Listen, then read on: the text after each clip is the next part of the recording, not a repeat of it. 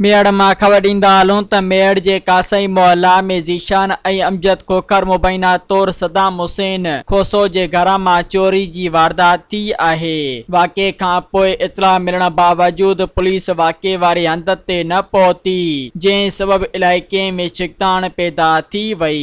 चोरी जे वाक़े खां मुतासिर खानदान ऐं इलाइक़े वासियुनि पुलिस जी नाअहली ख़िलाफ़ एहतजाज कयो ऐं मुतालबो कयो त जवाबदारनि खे जल्द गिरफ़्तार करे इंसाफ फराम कयो वञे। सोडन जो छोकरो आहे पपन इकबाल जो पुट आहे। वो उन जो घरू मसलो हलाए छा अगण भी गली में बीठो को सुबह 5 बजे को हिते सॼी गली के परेशान कयल अथसि मुंहिंजी माई मालिकनि माई फुरी अथसि अलाए छा मसलो आहे। वरी घर असांजे में टपी आयो आहे एॾो परियों सोडरनि जे घर ॾऊं दरियूं दर भॻा थी सॼो ज़्यान करे विया। हिन महिल वरी ज़ाहिर न आहे, वरी हिन पीउ सां ॻाल्हायो आहे, चए थो भली बदिरायोसि हीअं कयोसि। हाणे असां काॾे वञूं, कंहिंखे दांह ॾियूं?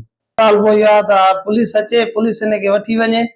वो मालिक अचण सां ॻाल्हाइण ॿोलाइण असां सां छो प्याज बि आहे, माई हिन जी फुरियल आहे, मसला हिननि जे घरनि जा आहिनि। अॼु असां कहिड़ो ॾोह कयोसीं जे असांजे घरनि ते चढ़ियो आहे, सॼा चढ़ी हेॾो सोडरनि ॾों चढ़ी आयो आहे पंहिंजे माइटनि दरियूं भञी ॿार हिरास में सामान अञा हिन महिल काउंट कोन कयो आहे असां, हाणे आया हो चेक कंदासीं असां। ये पाड़े वारा जेके सभई जेके लिकरी आ ॿार उनजी ॿार आ जेके घर में हुया 2-3 कोठनि ते मथे चढ़ियो आहे।